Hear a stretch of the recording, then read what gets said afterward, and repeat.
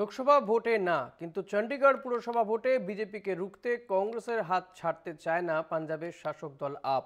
অরবিন্দ কেজরিওয়ালের দল ইন্ডিয়ার শরিক হলেও পাঞ্জাব ও দিল্লিতে কংগ্রেসের সঙ্গে আসন রফায় যাবে না বলেই আগেই জানিয়ে দিয়েছে। কিন্তু পুরসভা আর লোকসভায় নির্বাচনের এই পরস্পর বিরোধী অবস্থান নিয়ে চর্চা শুরু রাজনৈতিক মহলে।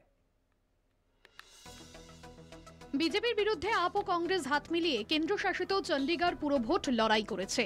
গত 18ই ডিসেম্বর চণ্ডীগড়ের মেয়র নির্বাচন হওয়ার কথা ছিল, কিন্তু প্রিসাইডিং অফিসারের অসুস্থতার কারণে ভোটের দিনক্ষণ পিছিয়ে 6ই ফেব্রুয়ারি ঘোষণা করেন চণ্ডীগড় প্রশাসন। বিজেপি বিরোধী দুই দল আপ ও কংগ্রেস প্রশাসনের সিদ্ধান্তকে চ্যালেঞ্জ করে হাইকোর্টে যায়। আদালত প্রশাসনের সিদ্ধান্ত খারিজ করে 30শে জানুয়ারি ভোটের দিন স্থির করে দেয়। মেয়র পদে প্রতিদ্বন্দ্বিতা করছে আপ। গতবার কংগ্রেস অনুপস্থিত থাকায় এক ভোটে বিজেপি জিতে যায়। লোকসভা ভোটের আগে এবার আর সেই ঘটনার পুনরাবৃত্তি চায় না বিরোধীরা। তাই মেয়র ভোটে কংগ্রেসের সঙ্গে আগাম বোঝাপড়া করে অরবিন্দ কেজরিওয়ালের দল। আগামী 30 তারিখ মেয়র পদে আপের প্রার্থীকেই সমর্থন করবে কংগ্রেস, কিন্তু লোকসভা পুরোপুরি উল্টো পথে আপ। আগামী লোকসভা ভোটে তারা একলা চলার পক্ষপাতী। পাঞ্জাবের মুখ্যমন্ত্রী ভগবন্ত সিং মান তার দল আপের এই অবস্থানের কথা স্পষ্ট ভাষায় জানিয়ে দিয়েছেন।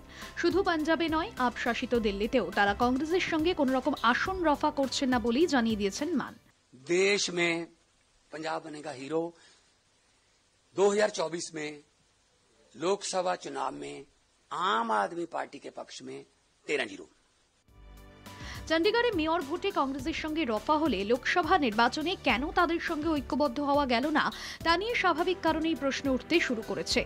বিশেষত বিরোধী ভোট বিভাজন রক্ষার উদ্দেশ্যে গঠিত ইন্ডিয়া জোটের দুই শরিক দলের পারস্পরিক প্রতিদ্বন্দ্বিতা কেন্দ্রের শাসক বিজেপির কাছে স্বস্তির কারণ হতে পারে বলেই রাজনৈতিক মহলের ব্যাখ্যা।